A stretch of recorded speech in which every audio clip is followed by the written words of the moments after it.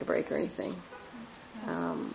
So I know you said you don't want to talk a lot about the past, but that's mostly what I know. And I certainly know how this connects to a lot of your work in your life, you know, about caring for people and health care and, you know, equal access to health care and the AIDS crisis and everything. So, you know, those are the questions I would have about how this is. But I think you wanted to talk more about, you know, what you're dealing with now in hospice and end-of-life issues and what lessons you've might have. I didn't have a very specific point of view or message that I wanted to be sure to make. I thought some of the questions would help me. But it was the idea of how, you know, having been through the AIDS crisis, how it affects us now as we're aging and we're dying. Mm-hmm. And, you know, at least through my filter, I can only speak for myself, Mm-hmm. that I have less fear Mm-hmm. about dying itself, because we've lost friends, and in a way we've accompanied them. We've been their buddies and sat with people who are dying and brought meals and looked after them, and it's not so foreign. So I think, I don't know, our attitudes towards death or our aging, maybe will be easier for us. Mm-hmm.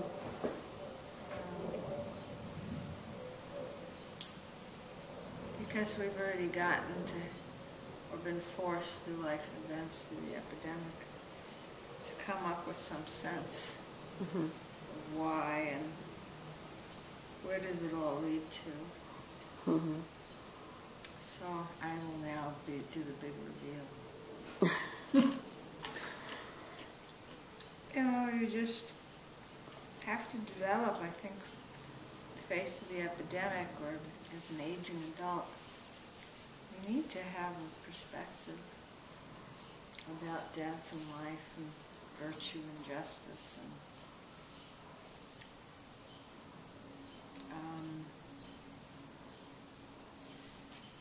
so I feel comfortable with it, of dying, and I don't feel afraid of it. I figure it'll just be, I'll see a lot of people I know, you know, and there'll be a collective pooling of their energy and resources, you know, for recycling. Mm-hmm. You had sort of faced this before. Yeah. And you were kind of in remission for how long? Yeah, well, when I first got diagnosed, it was hard to believe. You know, I had no risk. It blew my mind. That was 5 years ago. And then it would go away for a couple of months. Like it went away for 6 months. And it came back. And it came. So I would be in another chemo. So all in all, I was on like 5 different chemo protocols, and coming and going. So it surely gave me a chance to get used to it. But this last time came out of nowhere. Because I had been in remission for 20 months and had been having the time of our lives.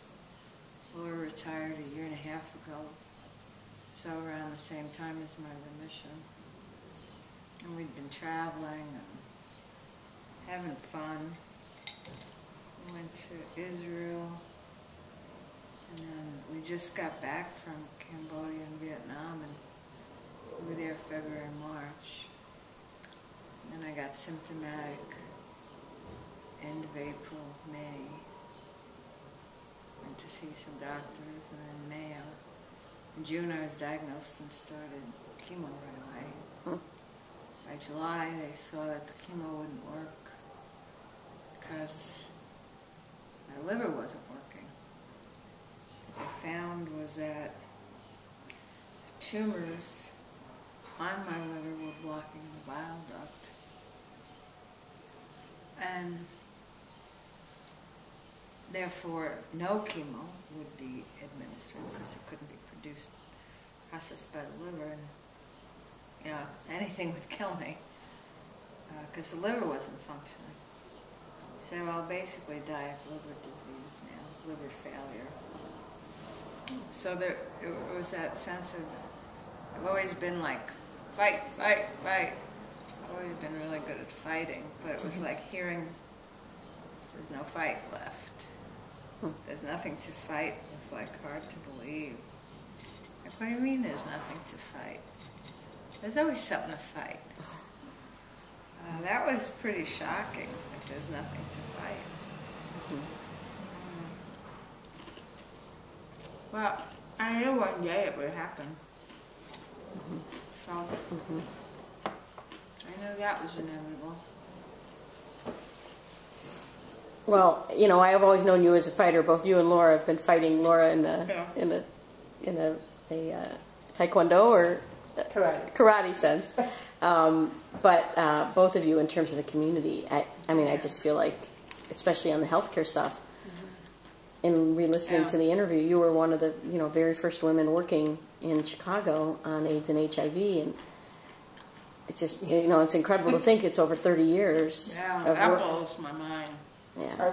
We lost our very first friend in 1985. Yeah. Yeah. 30 years ago. It's been, there really were very few women working. So then Caryn was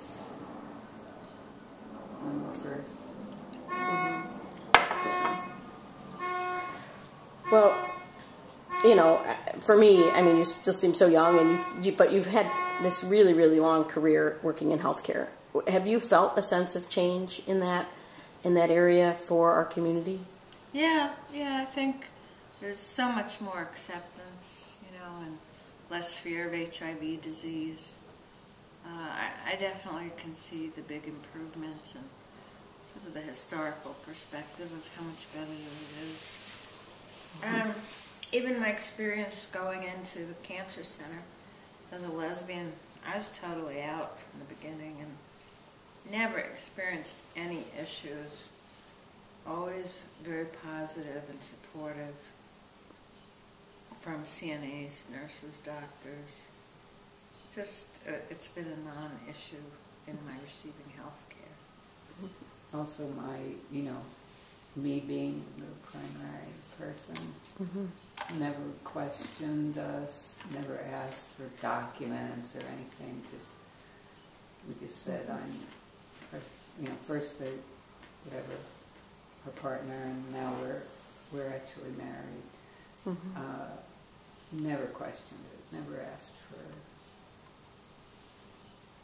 anything other than our word for it. So we've had all our documents ready for years, and had always done the proactive thing of getting the paperwork done. I used to carry power of attorney in my wallet for years. The only time we got caught in between some of the changeover in Illinois with marriage. Like, I had worked for the University of Illinois, so I had a small pension from U of I, and at the time they didn't have domestic partnership, so when I had to declare my pension, it wasn't an option to give Laura money, so I had to do it all as a lump sum versus ongoing, because she wasn't going to get it. So that's a shame that timing-wise, Laura missed out on getting my pension. don't know.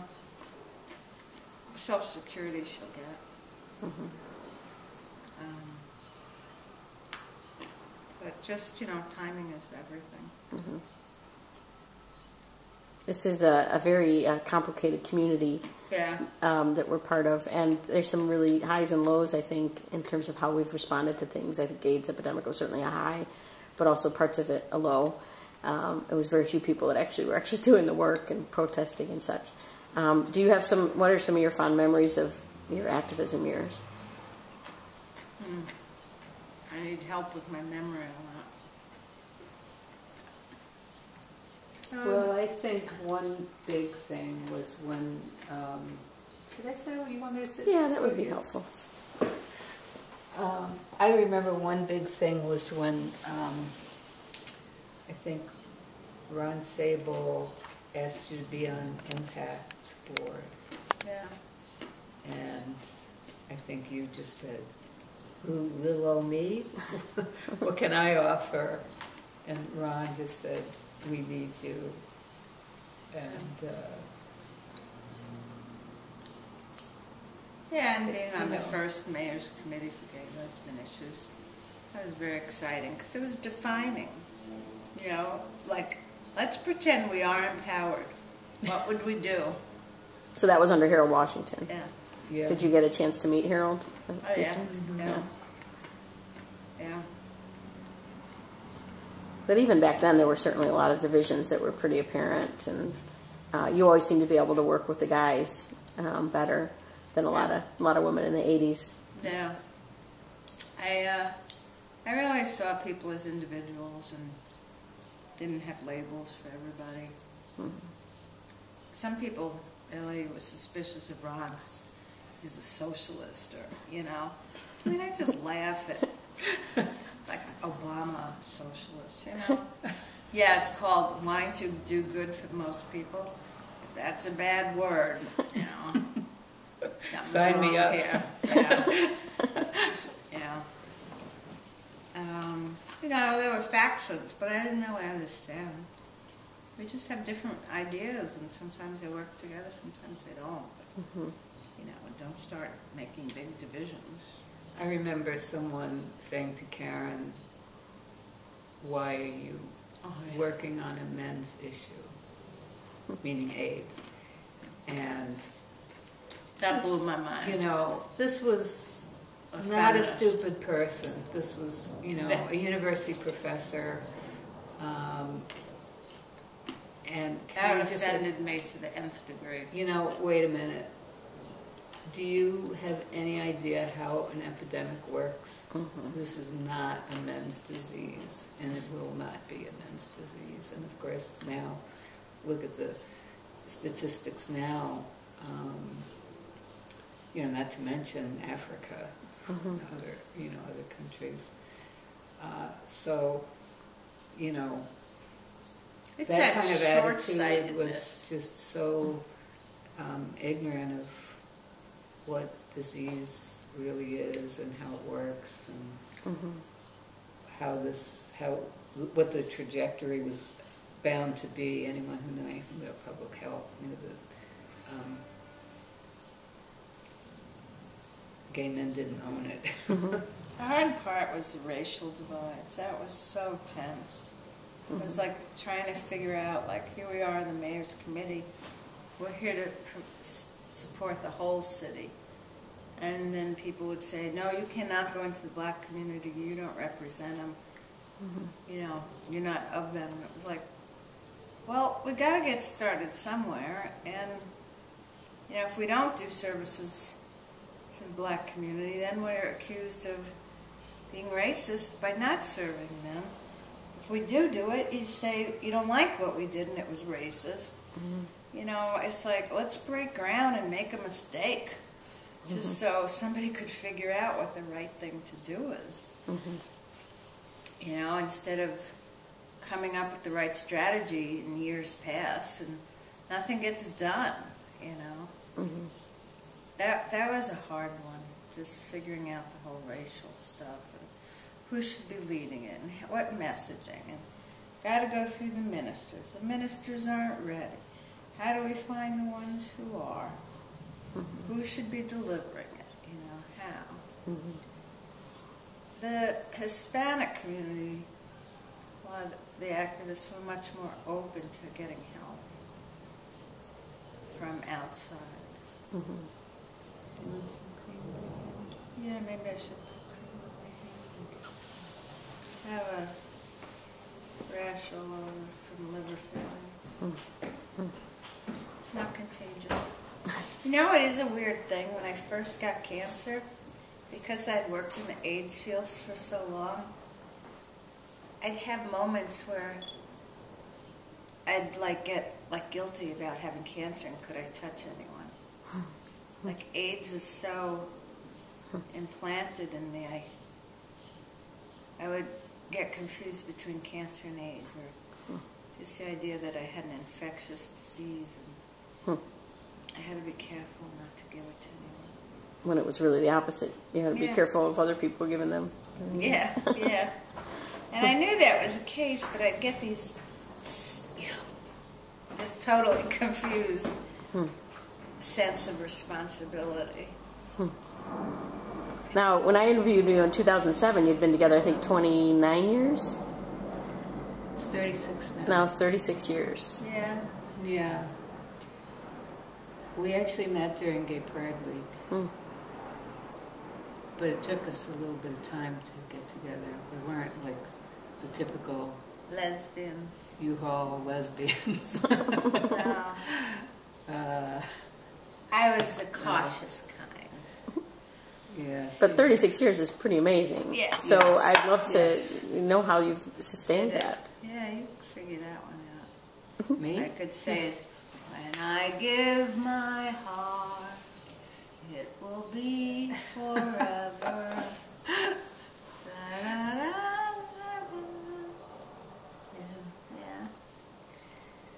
Yeah. Look at how tan you are. Yeah. I'm yellow. You see how yellow I am? Yeah. I'm quite yellow. Not my color.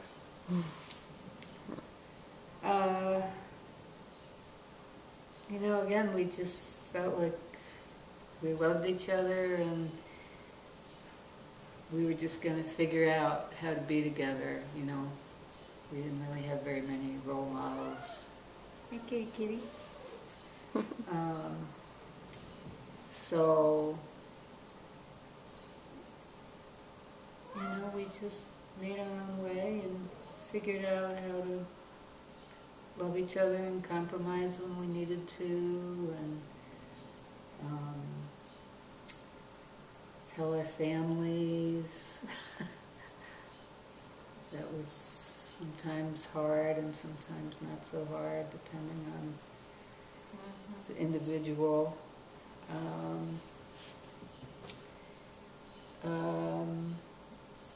We did a little bit of therapy at one point. We never thought we'd break up, but we needed a tune-up that we weren't able to do on our own. So we went to see someone for some sessions, and you know, we worked it out. I think that was probably about 10 years in, something like that. Yeah, I don't know. I felt like if you don't give yourself the option of, well, I can always end it, or you don't give yourself the option of, there's somebody better up there who won't make me go through this. You know what you say? If I don't make it here, I ain't going to make it anywhere. You know?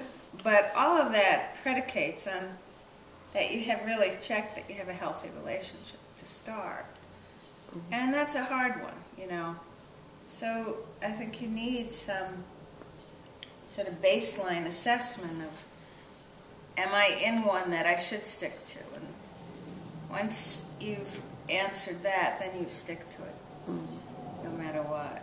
But I wouldn't want people to stick to bad ones. Yeah. The hard part is knowing what's worth sticking. Yeah, we both had a feeling that our relationship was what we wanted. We, you know, we just recognized that we just needed some help to talk some things through and figure out, you know, where some of our emotions were coming from and how to better meet each other's needs at that particular time, and we were able to work it out. So once you trust the person, you know that it is the right person, we're just fucking it, talking. You know, if we can't figure out how to get it right, then you just say, all right, we'll figure it out, and we're just bad at this, and we can turn it around. So you're actually legally married in Illinois? Yes, well, Iowa. we are. We got married in Iowa in 2010, so we are recognized here automatically. Okay. I never wanted to do civil union. I thought it was silly. It's like either you give me the whole spiel, or else it's window dressing, and I don't need the government to give me window dressing. Yeah, originally I think our thought was we were holding out till basically now, when the federal government is recognizing everything, and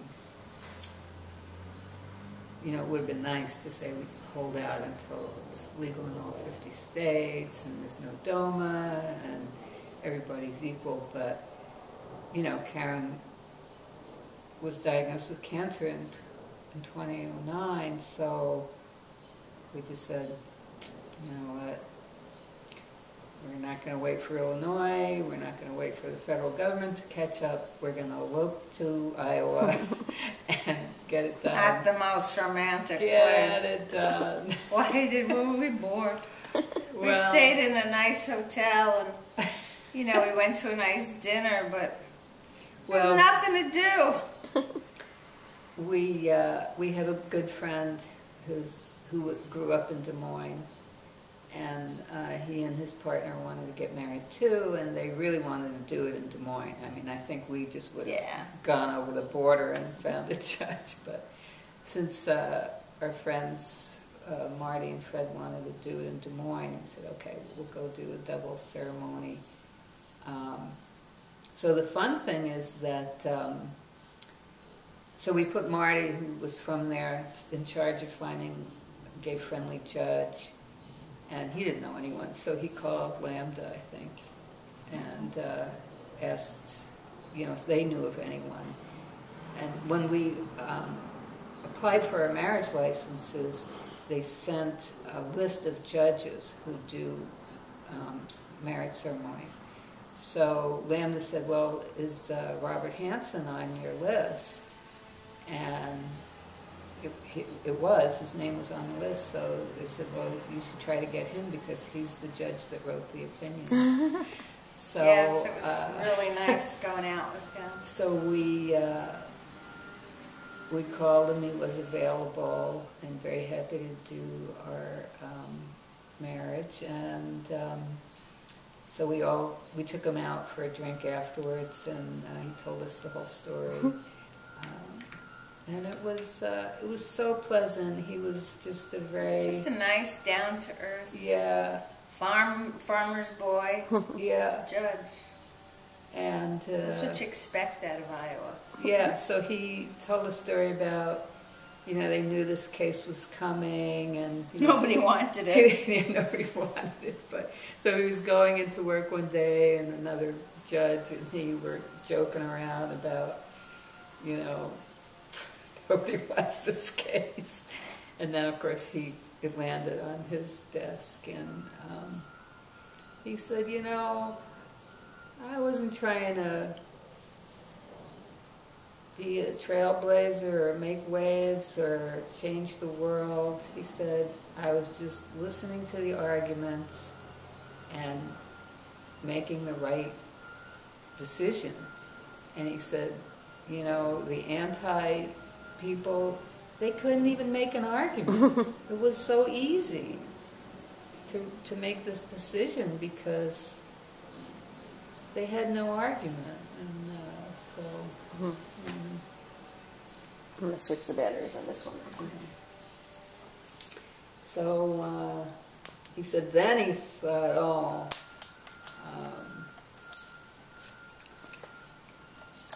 I just want this to go away because, you know, I have to stand for election, for retention, and they're going to come after me. And then he just said, you know what, screw it. I did the right thing. Yeah, he had a really good attitude towards it. If I lose my seat, you know, whatever, I know I did the right thing. I don't care. And then, you know, as you know, they didn't go after him, actually. They went after the Supreme Court. Right. And several people did lose their retention term. elections. But he was up that same year, and he was retained. So they didn't go after him. His name wasn't on, or he wasn't targeted in the same way. I mean, I at one point had to Google his phone number or something. I was looking for him. And on Google, one of the first things that came up was some group selling T-shirts against him. So anyway, but yeah, it's just over the years, you know, we've seen a real evolution in terms of society, and you know, I think the future, of course, is with young people, because they don't care. Yeah. They see us as just like everybody else, and it's a great thing.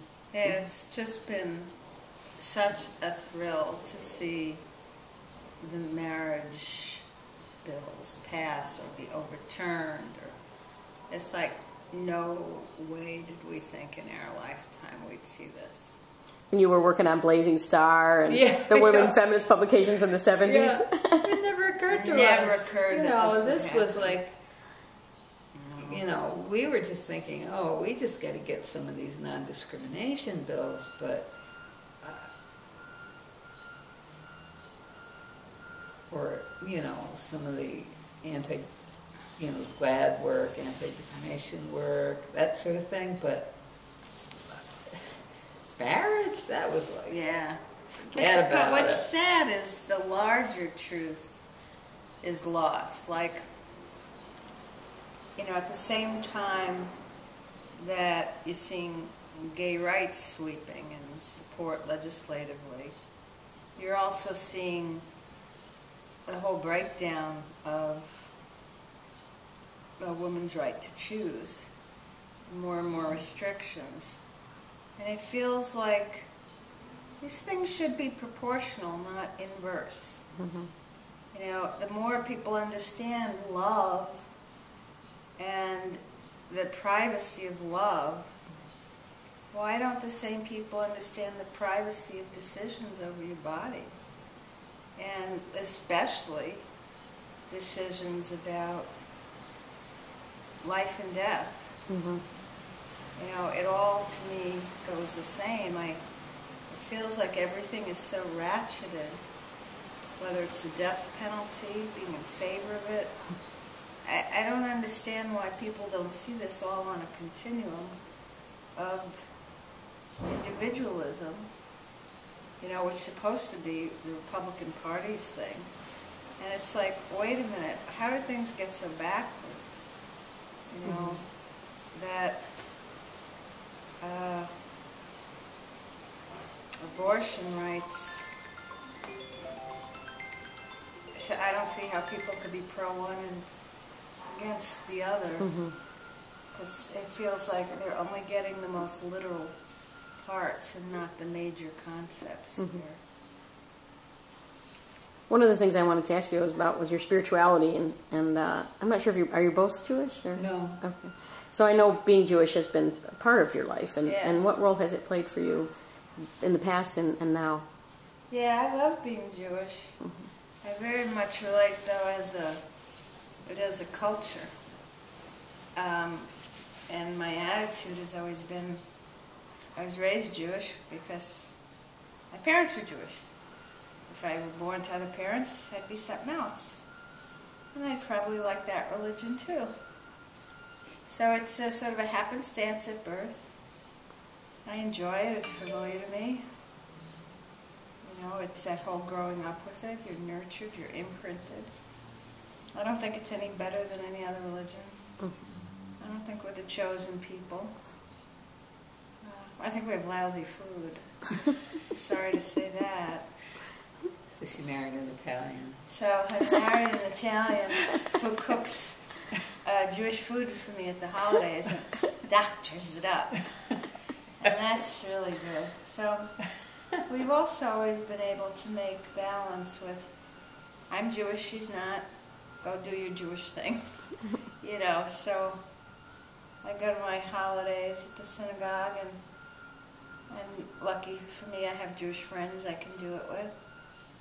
And then she also can be around all of us making Jewish jokes and get it and support it. And in the beginning you know, she didn't have too many Christian rituals that were important to her other than food, basically, which I was very happy to support. You know, Christmas Eve dinner and some Easter things, but Laura's would be more United Church of Christ. No, Unitarian. I was sort of, my parents grudgingly raised me Catholic, but they didn't really like the church. So, you know, it wasn't a heavy-duty Catholic upbringing. And then when I was a teenager, I found the Unitarian Church, so that was... But I was quite active when I was younger, and now I'm not, but sort of a privately spiritual person. And actually my grandmother used to say, you know, if God can't hear me praying at home, what kind of God is it? So she didn't come from this really strict Catholic, so it's been very easy for us to do our own thing. Yeah. So she makes Passover dinner and the whole thing, but I feel very good about God, and I don't feel God is in charge of everything. I think there is no control, folks, you know. The universe has been unleashed. I believe in evolution. I think there's a universal spirit there that had something to do with maybe unleashing these forces. And I feel comfortable that when I die, I'll join it. This great pool of energy.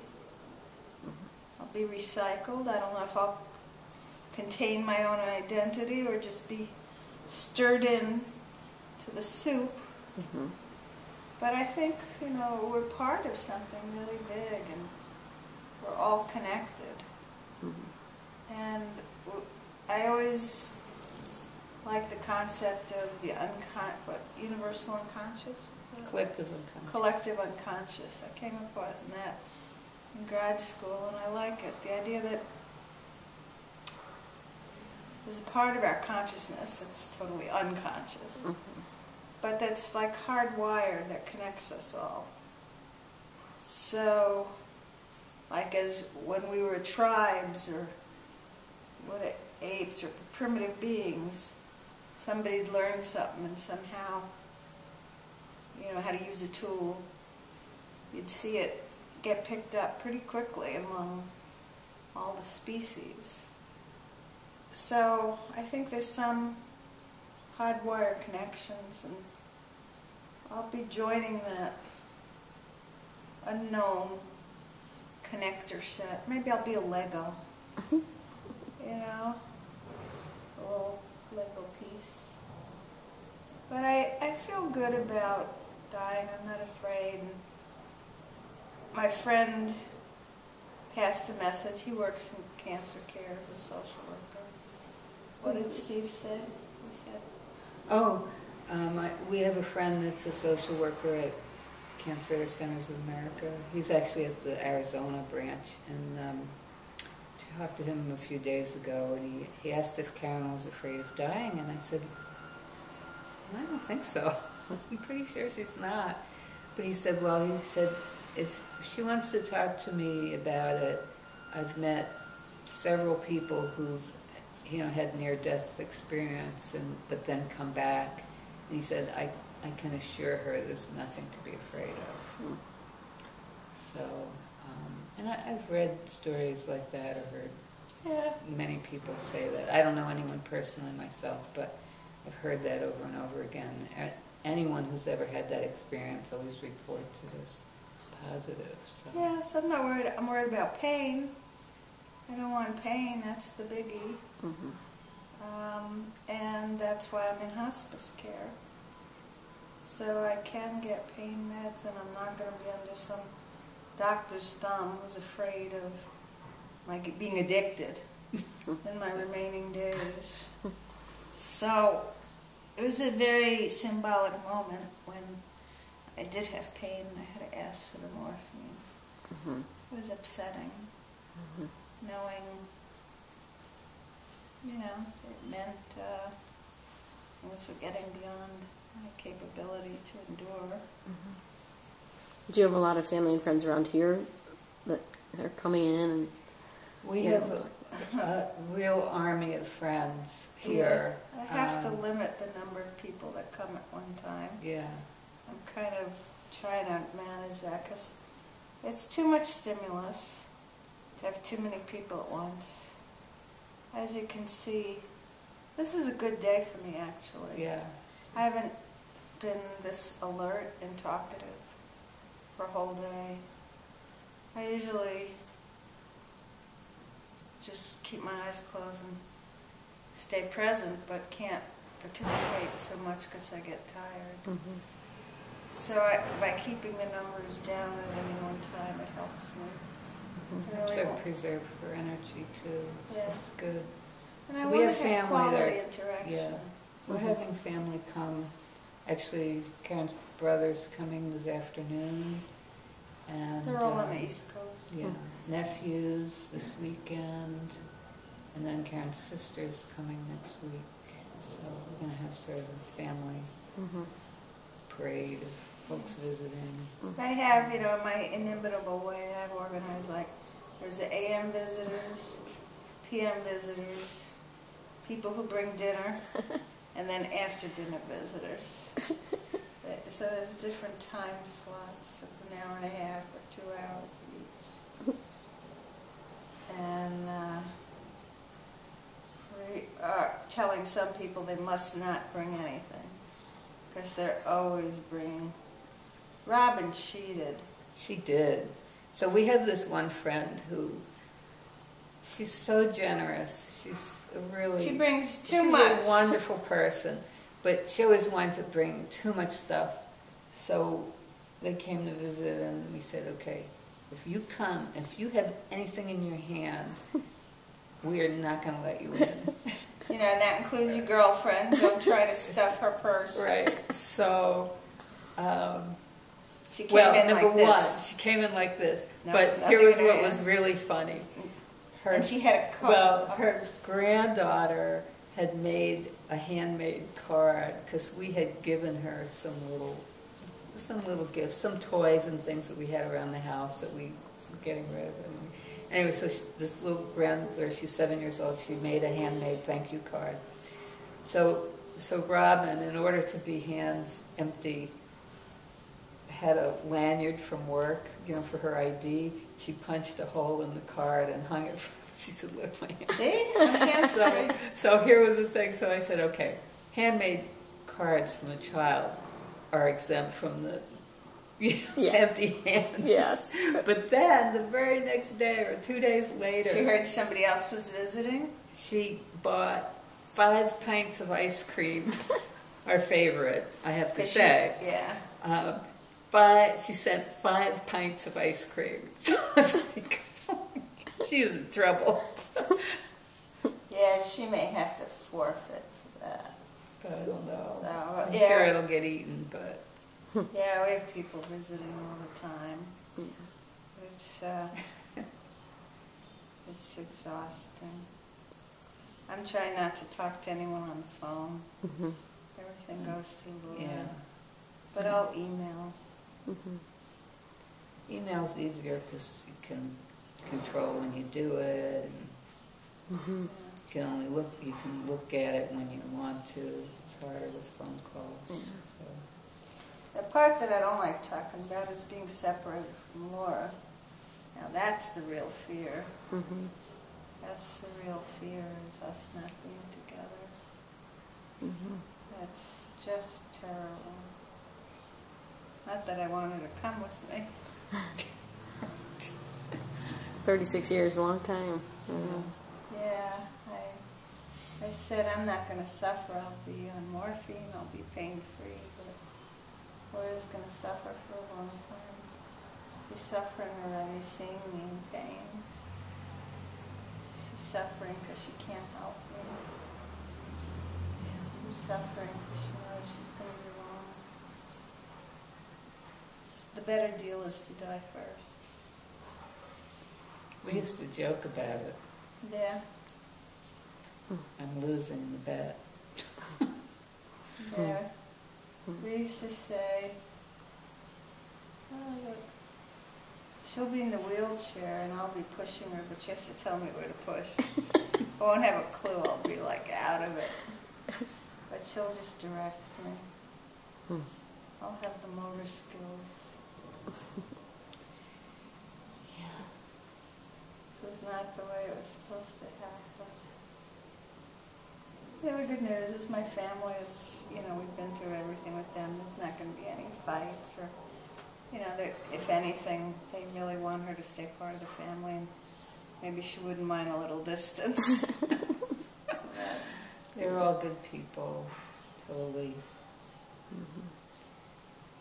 They are, Yeah, I don't love her. Yeah. It's totally fine. It's a fine family to be scooped up into. And we have our family of choice here. We call them the usual suspects. So I don't think I've told them all, but like for my last breath, some of what I've been working out with the rabbis, I want them to be there when I take my last breath. Say the prayer over me. They're not all Jewish, but it doesn't matter. Mm-hmm. And, I want them there to help Laura. Mm-hmm. And then I'm going to have the Jewish ritual of purifying the body. There's a progressive group that'll do that even though I'm not going to be buried. I want to be cremated. Mm-hmm. And that's not the tradition. But there's a progressive group that will. And shame, the one time I might fit into my size 12 to Harry outfit. But if it's been cremated in it, nobody will get to see me in it anyway. Yeah, been holding on to that for a long time, that suit. Hoping my 40 minutes of fame would come back when I'd fit in it again. Well, I know you don't have a lot of energy, but do you have some other things you want to share with folks and in all your years of community work and what you learned and want to pass on to people? Have a good time. Enjoy your life now. Don't put it all off for tomorrow. What's the point of all the activism if you're not going to have fun? Yeah. Do your business now. Fix your communications now. Be honest now. Be real. Be a mensch. Don't forget to be loving. Fighting for the greater cause doesn't give you an excuse to be an asshole. That's the quote. I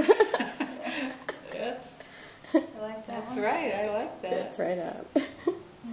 Okay. Do Thank you you. have anything else? Do you? I just think wondered that if you would, do. I think that kind That of was wraps good. it up. That was very good. Yeah. I'm going to take a couple still photos if you don't mind. of the two of you? Sure. Should we be closer? A little bit closer, if you want to.